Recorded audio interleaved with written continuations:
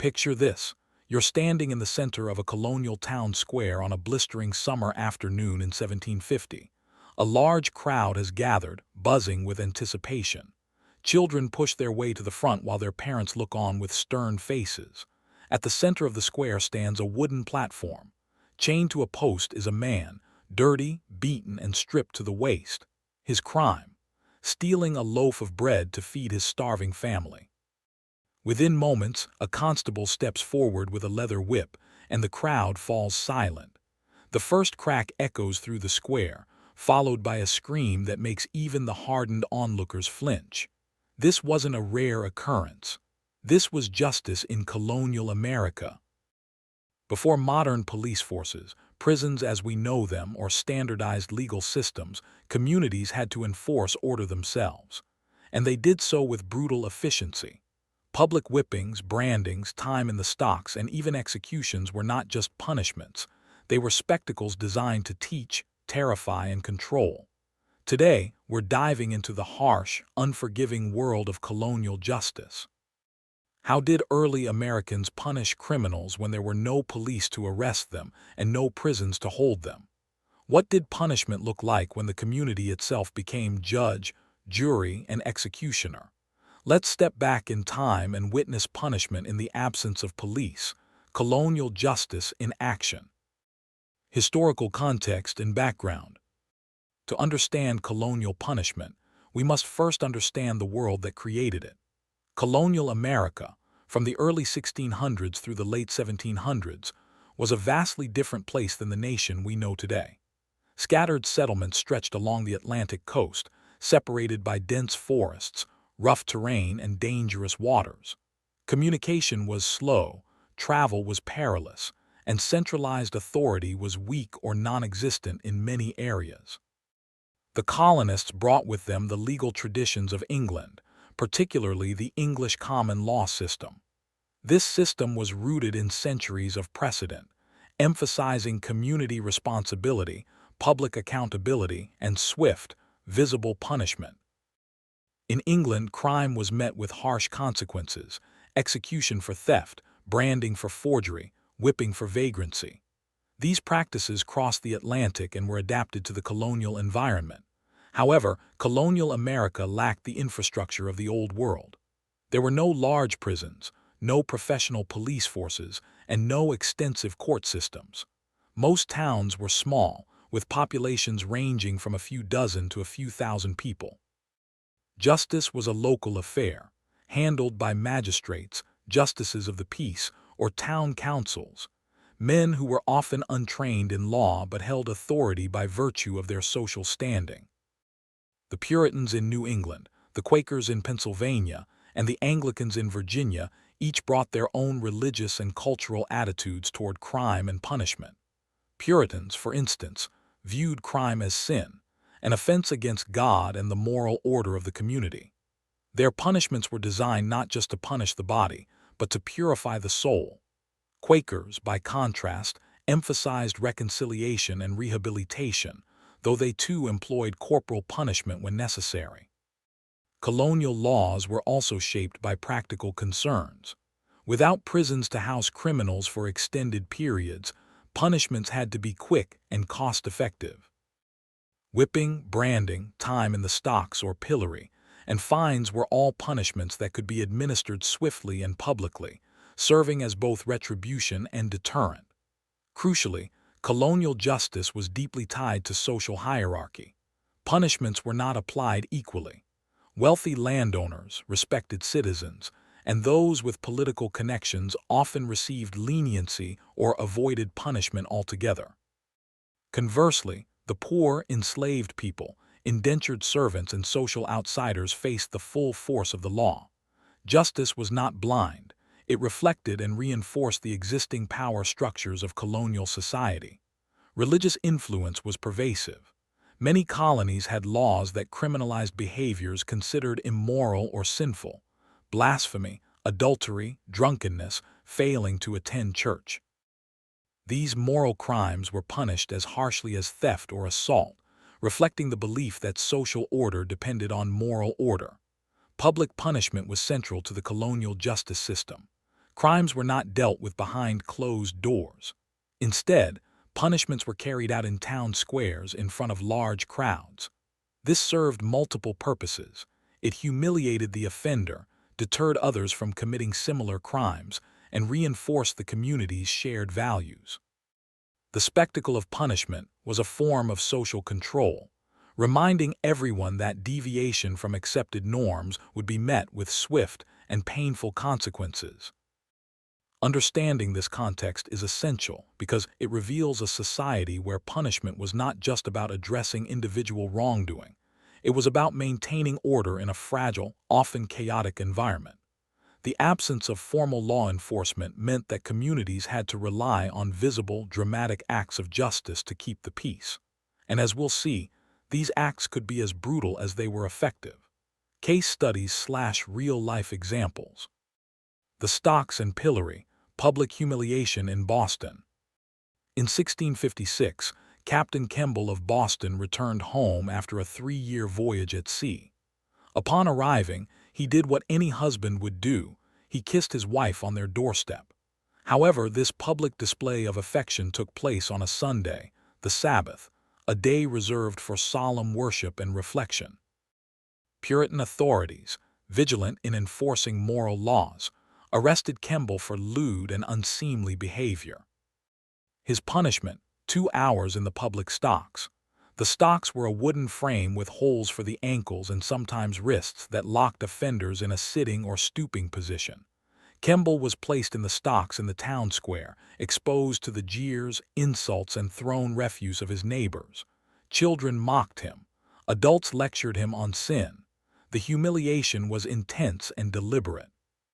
This case, while seemingly trivial, illustrates the Puritan obsession with public morality and the use of shame as punishment. The stocks were not designed to cause physical pain, though sitting immobilized for hours was certainly uncomfortable, but to destroy the offender's reputation. In small, tightly knit communities where reputation was everything, this was a devastating penalty. The pillory was similar but more severe. Offenders were locked in a standing position, with their head and hands trapped in wooden boards. Crowds were encouraged to throw rotten food, mud, and sometimes stones. In extreme cases, offenders could be seriously injured or even killed by enraged mobs. The whipping post, justice in Virginia. In 1737, a young woman named Sarah Collins was convicted of theft in Williamsburg, Virginia. She had stolen a silver spoon from the home where she worked as a servant. The penalty was 39 lashes at the public whipping post. On the appointed day, Collins was led to the post in the center of town. Her back was bared and the constable administered the punishment with a leather whip. Each lash tore into her skin, leaving bloody welts. The crowd watched in silence, some with satisfaction, others with pity. By the end, Collins could barely stand. She was released, her back scarred for life, a permanent reminder of her crime. Whipping was one of the most common punishments in colonial America. It was used for a wide range of offenses: theft, adultery, blasphemy, drunkenness, and insubordination. The number of lashes varied depending on the severity of the crime, ranging from a dozen to over 100. Some offenders died from the punishment, either from the trauma itself or from infections that developed afterward. The whipping post was not just about punishment, it was about power. It demonstrated the authority of the community over the individual and served as a visceral warning to anyone who might consider breaking the law. The pain inflicted was both physical and psychological, designed to break the offender's will and deter others. Branding, a mark of infamy. In 1692, a man named Thomas Woodward was convicted of forgery in Massachusetts. His punishment was particularly cruel. He was branded on the forehead with a hot iron, searing the letter F into his skin. Branding was a punishment reserved for serious crimes: forgery, theft, burglary, and sometimes adultery. The brand was a permanent mark of shame, visible to everyone the offender encountered for the rest of their life. It made reintegration into society nearly impossible. Branded individuals were shunned, unable to find work, and often driven to lives of crime out of sheer desperation. The practice was rooted in the belief that crime was a moral failing that needed to be publicly displayed. The brand served as both punishment and warning, a literal scarlet letter that followed the offender wherever they went. Branding was also practical from the perspective of colonial authorities. Without photographs, fingerprints, or modern identification systems, branding provided a way to identify repeat offenders. A person branded with a T for thief would be immediately recognizable if they were caught committing another crime. The ducking stool, punishing scolds. In 1675, a woman named Ann Carter was convicted of being a common scold in a small Maryland town. Her crime: gossiping, nagging her husband, and generally being disruptive in the community. Her punishment was the ducking stool. The ducking stool was a chair attached to a long wooden beam, positioned over a body of water, usually a pond or river. Carter was strapped into the chair, and the beam was operated like a lever, dunking her repeatedly into the water. Each submersion lasted several seconds, long enough to induce panic and choking, but usually not long enough to drown her. The ducking stool was almost exclusively used to punish women, particularly those accused of gossip, scolding, or other behaviors deemed disruptive to social harmony. It was a punishment rooted in misogyny, designed to humiliate and silence women who were perceived as stepping outside their prescribed roles. The spectacle drew crowds, and the event was treated as entertainment. The underlying message was clear: women who spoke out of turn would be publicly humiliated and physically punished. Execution, the ultimate penalty. In 1720, a man named William Fly was hanged in Boston for piracy. His execution drew thousands of spectators, the largest crowd the city had seen in years. Fly was led to the gallows, where a minister urged him to repent. Fly refused, defiantly shouting at the crowd that he regretted nothing. The noose was placed around his neck, and the platform dropped. He died within minutes, his body left hanging for hours as a warning.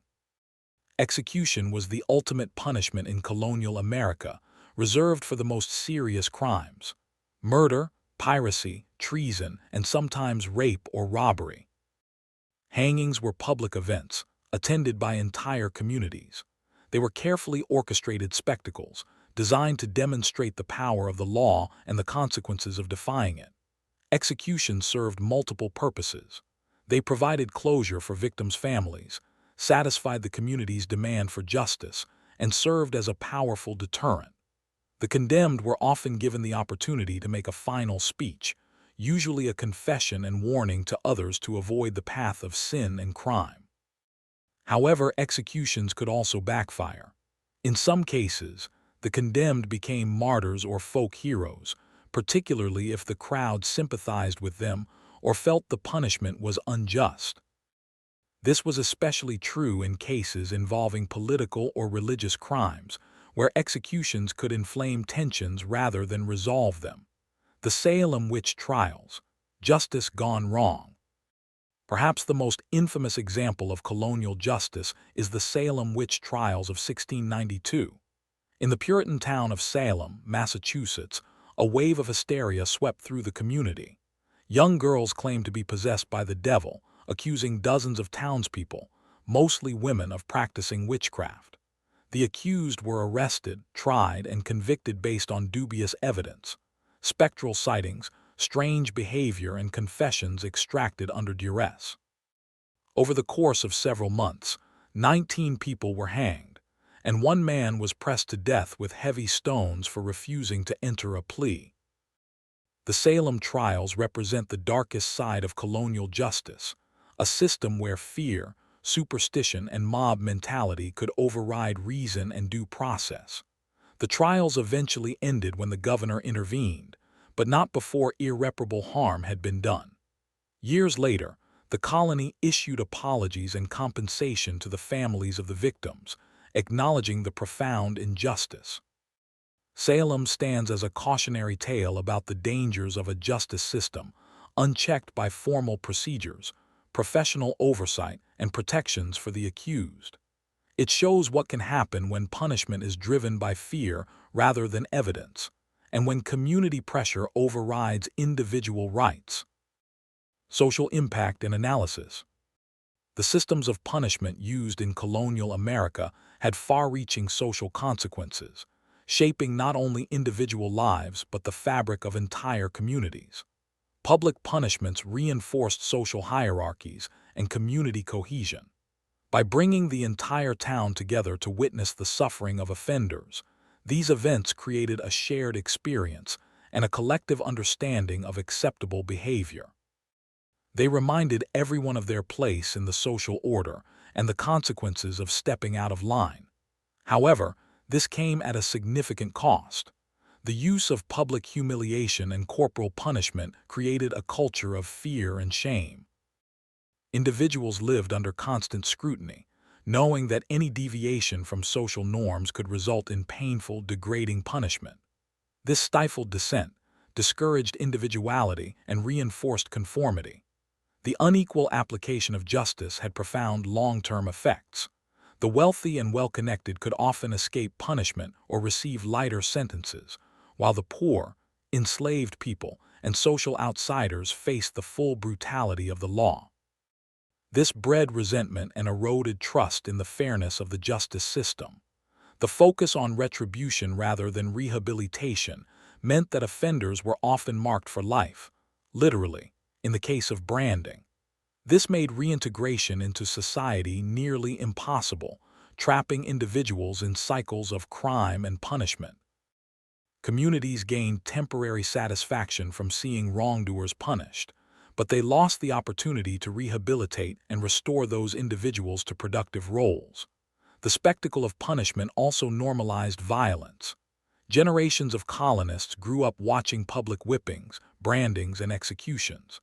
This desensitized them to suffering and taught that violence was an acceptable, even necessary, tool for maintaining order. These attitudes persisted long after colonial times, influencing American culture and justice practices for centuries. Finally, the Salem Witch Trials and similar events revealed the fragility of colonial justice. Without formal legal protections, trained jurists, or standardized procedures, the system was vulnerable to hysteria, prejudice, and abuse. Innocent people could be, and were convicted and punished based on fear, superstition, and personal vendettas. Modern connections, reflection. The colonial justice system may seem distant and archaic, yet its echoes resonate in modern debates about punishment, criminal justice reform, and the role of the community in maintaining order. One striking parallel is the use of public shaming.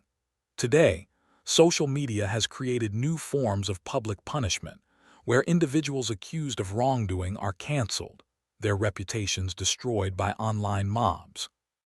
While the methods have changed, the underlying dynamic, public humiliation as a form of social control, remains remarkably similar.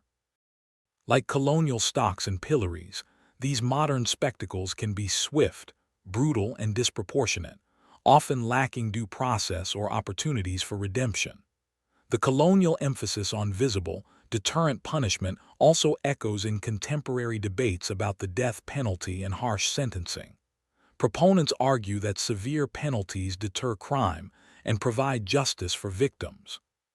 Critics counter that such approaches prioritize retribution over rehabilitation, perpetuate cycles of violence, and disproportionately impact marginalized communities, issues that plagued colonial justice systems.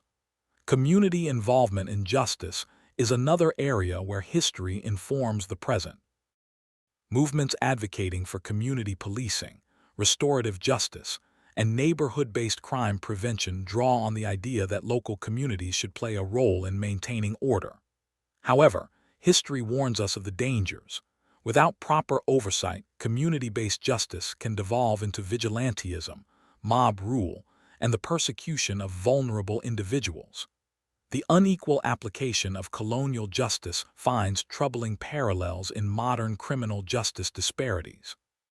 Today, people of color, the poor, and other marginalized groups face harsher sentences, higher conviction rates, and more frequent use of force by law enforcement.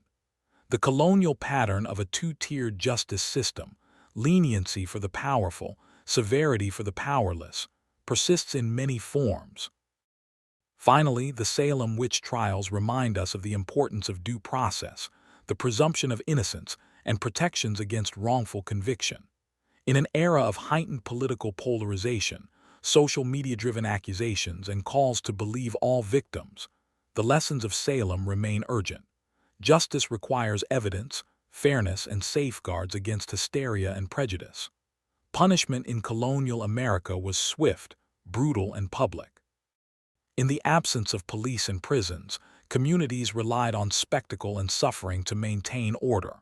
Offenders were whipped, branded, humiliated, and executed, not behind closed doors, but in full view of their neighbors, families, and children. These punishments served their purpose, creating fear and enforcing conformity, but they also revealed the darkest aspects of human nature: the capacity for cruelty, the abuse of power, and the ease with which justice can become vengeance. As we look back on colonial justice, we see both the ingenuity and the brutality of a society trying to survive in a harsh, uncertain world.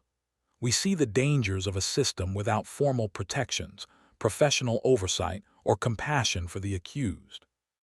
And we see lessons that remain relevant today: that justice must be fair, that punishment should aim to rehabilitate as well as deter, and that communities must balance order with mercy.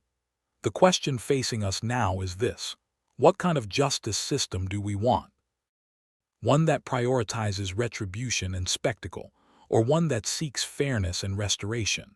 One that reinforces hierarchies and inequalities, or one that strives for equality before the law? History doesn't give us easy answers, but it does offer a mirror, reflecting both our progress and our persistent flaws. What do you think? Are there elements of colonial justice that we've left behind for good reason, or are there lessons we've forgotten? How should modern societies balance the need for punishment with the goal of rehabilitation? Share your thoughts in the comments below. We'd love to hear from you.